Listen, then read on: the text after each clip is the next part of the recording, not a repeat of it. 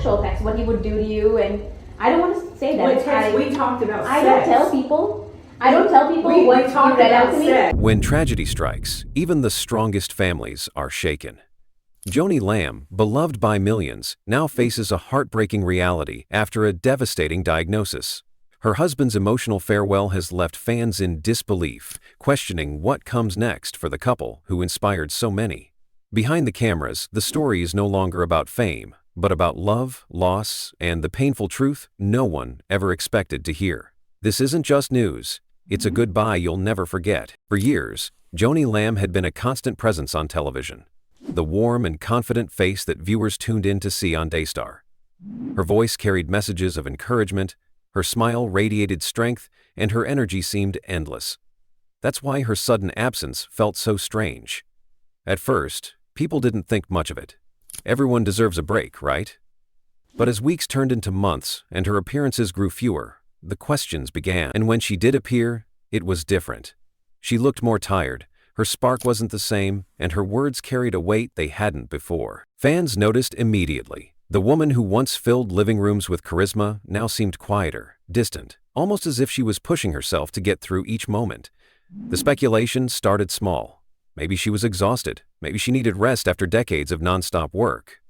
But the longer she stayed away, the harder it became to ignore the silence. Whispers spread quickly. Was she battling an illness? Had something happened in her personal life? People searched for clues in her brief on-air moments, analyzing every detail, every expression. Her absence from key events raised even more suspicion. Supporters who had always felt close to her through the screen suddenly felt shut out, left wondering why no one was giving them answers. Behind the polished image of Daystar, it became clear that something wasn't right. Rumors grew louder, stretching from mild guesses to frightening theories about her health. Still, Joni said nothing. She kept her struggles private, her family quiet, her network moving forward as if nothing had changed. But the truth couldn't stay hidden forever. What began as quiet concern was now a storm of speculation, and her mysterious absence was becoming impossible to ignore. When Dougweiss finally spoke, it wasn't during a grand press conference or some glossy interview. It came in a way that was raw, emotional, and almost unexpected. For months, people had been whispering about Joni Lamb, wondering why the woman who once seemed unstoppable had vanished from the spotlight. Rumors had filled the silence, some of them gentle, others cruel, but none of them with any real answers. Doug had stayed quiet too, standing by his wife, guarding their privacy. But then, one day, he couldn't keep it inside anymore. He decided the truth had to come out, no matter how painful it was. Doug's voice was heavy when he shared the news. Joni, the woman so many people admired, was battling a rare autoimmune disorder. The words hung in the air like a weight. For some, it was a relief, at last an answer to months of speculation. But for others, it was a devastating shock. How could someone who seemed so strong, so full of life, be facing something so debilitating? He explained that it hadn't happened overnight. The signs had been there, hidden at first. Fatigue that wouldn't go away, aches that seemed to grow stronger, and days when even the simplest tasks became exhausting. For years, Joni had pushed through, determined not to let her illness take away the work she loved.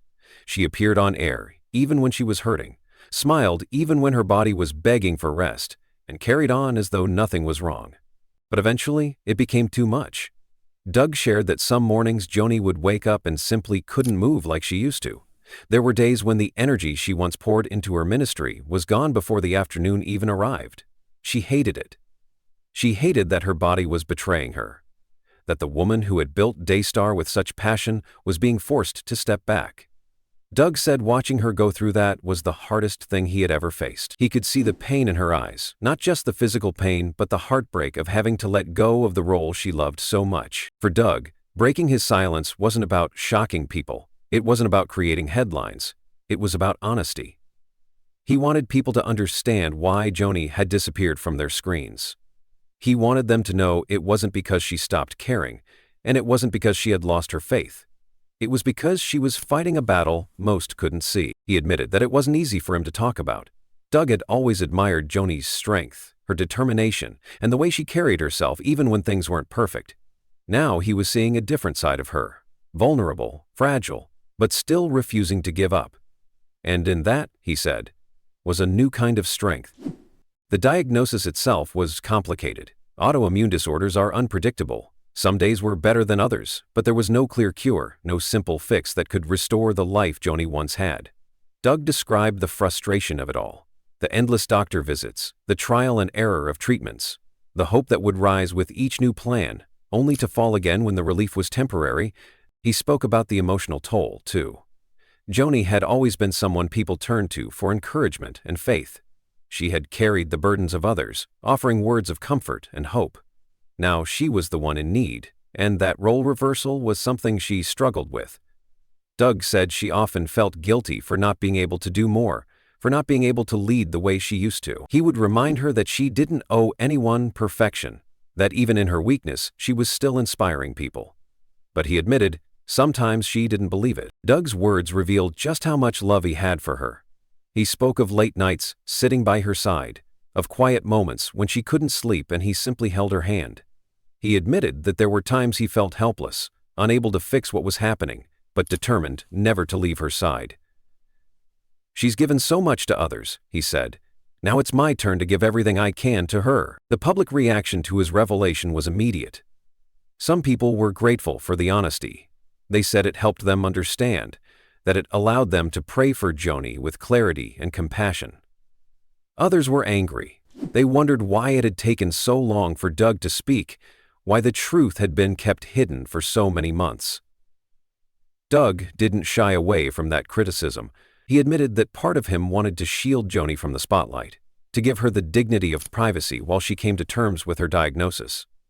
But eventually, he realized that silence was only feeding the rumors, and it wasn't fair to her or to the people who loved her. What struck people most was Doug's vulnerability. He wasn't trying to put on a brave face or spin the story into something glamorous. He was honest about his own fear, his own heartbreak, and the uncertainty of the future. He confessed that he didn't know what would happen next. Would Joni recover enough to return to her old role? Or would their lives and the future of Daystar be permanently changed? He didn't pretend to have the answers. By breaking the silence, Doug not only revealed the truth about Joni's condition, but also gave people a glimpse into their marriage. It wasn't the perfect picture that had been painted over the years. It was real, it was messy, it was filled with both love and pain, and for many, that honesty made the story even more powerful. In the weeks after his revelation, the focus shifted. No longer was it just about rumors or speculation. It became about support, about standing with Joni and Doug as they faced an uncertain future. Doug's words reminded people that even those who seem the strongest can face battles they never expected, and that sometimes the bravest thing you can do is simply tell the truth. When Doug Weiss revealed Joni Lamb's diagnosis, the story spread faster than anyone could have imagined. What began as a simple, heartfelt confession from a husband about his wife's health battle quickly became a media firestorm. News outlets, Christian magazines, blogs, and social media pages all jumped on the story. For months, people had been whispering about Joni's absence, and now they finally had an explanation. But instead of putting the rumors to rest, Doug's words lit a fire that only seemed to grow. Headlines appeared everywhere. Some were sympathetic, painting Joni as a fighter, a woman of faith facing an unexpected trial with courage. Others were far harsher, focusing on the secrecy, the delayed admission, and what it might mean for Daystar's future. Television panels discussed her illness as if it were part of a bigger drama, while online forums buzzed with theories that went far beyond the facts Doug had shared. The news didn't just break, it exploded. For many fans, the initial reaction was heartbreak. People who had grown up watching Joni on Daystar felt like they were losing a part of their own lives. They remembered her as the smiling presence on their television screens, the woman who offered prayers and encouragement in their hardest moments. To imagine her now at home, struggling with fatigue and pain, was almost unbearable. Social media was flooded with prayers, encouraging words, and hashtags calling for strength and healing. Supporters organized prayer circles, live stream vigils, and even special services at churches across the country dedicated to Joni's recovery. But not everyone reacted with kindness. Critics surfaced almost immediately, questioning why Joni and Doug had kept her illness a secret for so long. Some accused them of manipulating the narrative, saying that they only revealed the truth because the rumors had grown too loud to ignore. Others wondered if there was more to the story. Was her diagnosis the only reason for her absence, Or was Daystar facing other internal struggles that had yet to come out? In the world of media, silence often looks like guilt, and Joni's long retreat from public view made people suspicious. The speculation grew with each passing day. Tabloids published exaggerated stories, some claiming her condition was far worse than Doug admitted. Others hinted at behind-the-scenes power struggles within Daystar, suggesting that her illness might lead to a shift in leadership. Even mainstream outlets picked up the angle, questioning what would happen to a network so closely tied to Joni's identity if she could no longer serve as its face. In the middle of all this, Doug found himself thrust into a spotlight he had never wanted. Every word he spoke in interviews was dissected, every appearance analyzed. When he showed emotion, some praised his honesty, while others called it a calculated attempt to win sympathy. If he seemed composed, critics accused him of downplaying the seriousness of Joni's condition. No matter what he did, it felt like someone was ready to twist it into a new headline. The Lamb family also faced intense scrutiny. Joni's children, who had largely stayed out of the spotlight, were suddenly dragged into conversations they hadn't asked for. Some fans looked to them for reassurance, while others speculated about whether they would step in to fill their mother's role. Even minor social media posts from family members were picked apart for hidden meanings, as if a simple Bible verse or photo could somehow reveal the future of Daystar. For Joni, the noise of it all was overwhelming. Friends close to her said she struggled with the sudden wave of attention at a time when all she wanted was peace to focus on her health. She had built a career on being strong for others, on always showing up with a smile and a word of hope.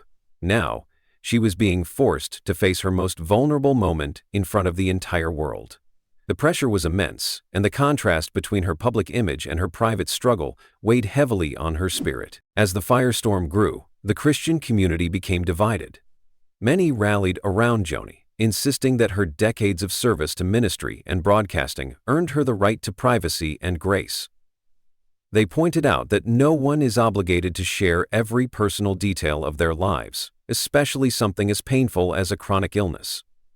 Others, however, felt betrayed. They argued that because Joni had built her career on being transparent and authentic with her audience, she had a responsibility to be upfront about her struggles. To them, the secrecy felt like a breach of trust. The divide spilled into churches, online groups, and even families. Some people defended Joni passionately while others criticized her just as strongly. It became more than just a story about her health.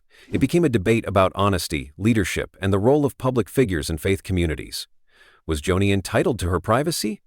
Or did her position as a Christian leader mean she owed full disclosure to her followers? Meanwhile, Daystar itself was under intense observation.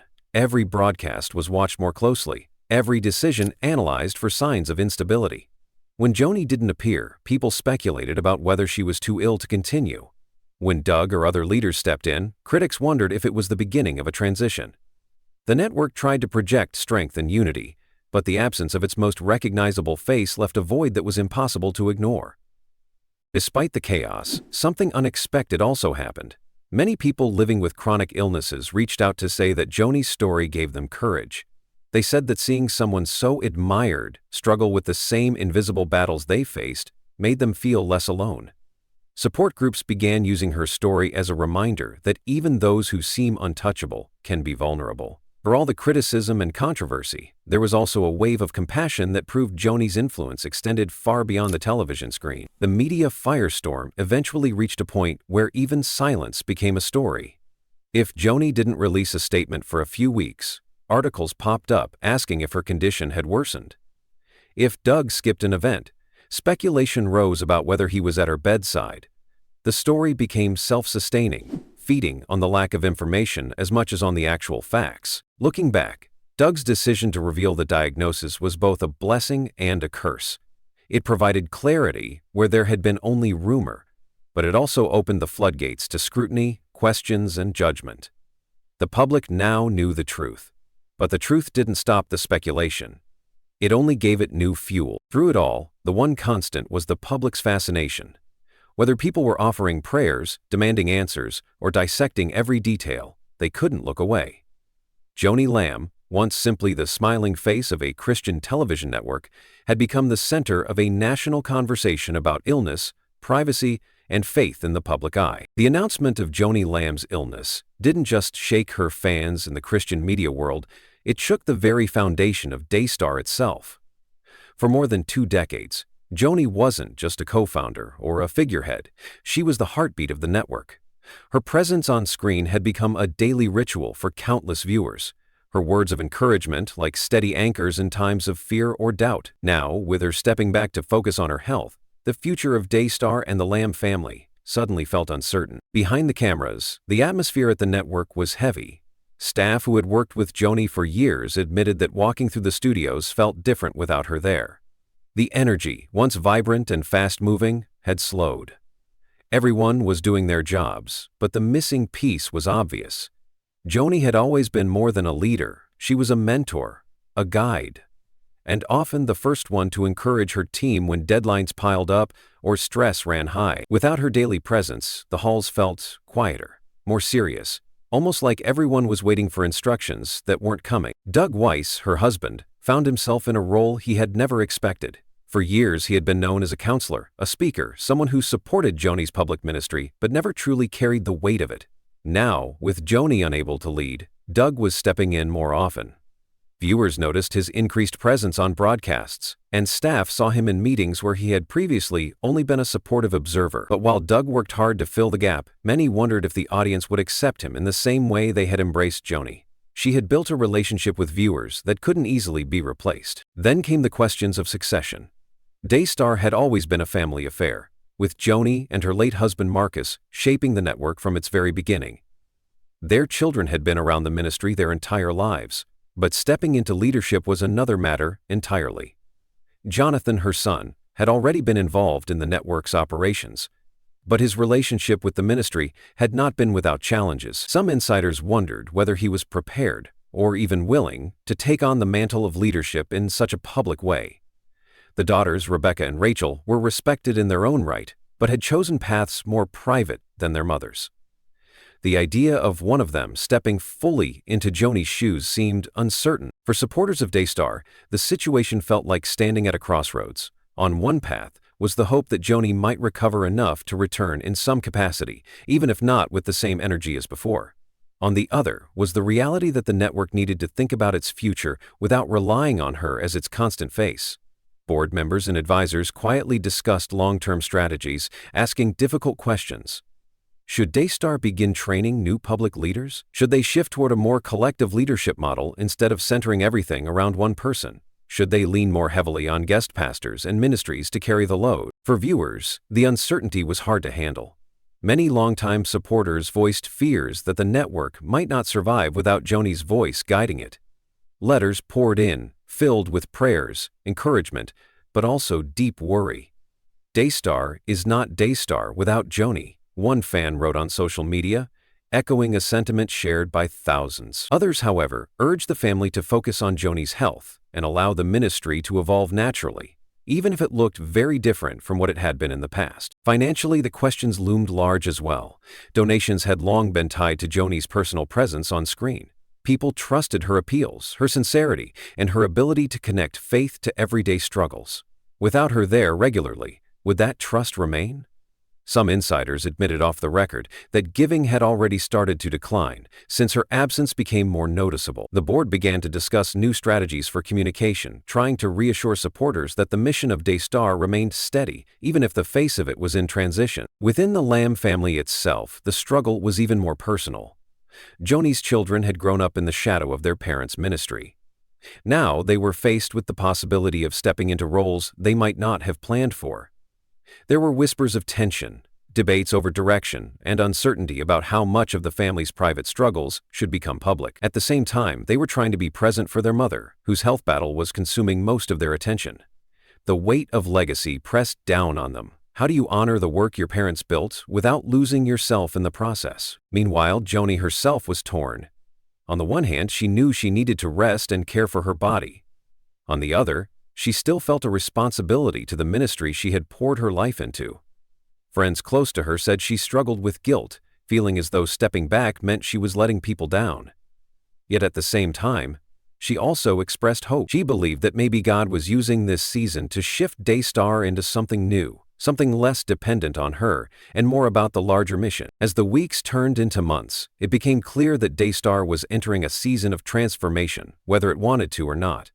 The public was no longer asking only about Joni's health. They were asking about the network's future. Could Daystar reinvent itself? Would Doug become a permanent fixture? Would the children rise up and take their mother's place?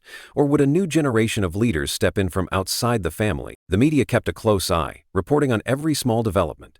When Doug spoke at an event, articles speculated on whether he was preparing to lead the network long-term. When Jonathan appeared in a segment, bloggers debated his readiness to lead. Every move was seen as part of the bigger puzzle, and fans, critics, and supporters alike waited for clarity. That never seemed to come. In the end, one truth became clear. Daystar would never be exactly the same again. Joni's illness had changed the course of its history. Whether she returned or not, the network had to adapt. The Lamb family, too, had to find their footing in a new reality where their matriarch could no longer carry the weight alone. And yet, in the midst of all the uncertainty, there was still resilience. Supporters continued to tune in. Pastors and leaders from across the country reached out to offer their help. And the Lamb family, despite the strain, leaned into faith as they always had. Joni's legacy wasn't gone, it was evolving. The question wasn't whether Daystar would survive, but what form it would take in the years to come.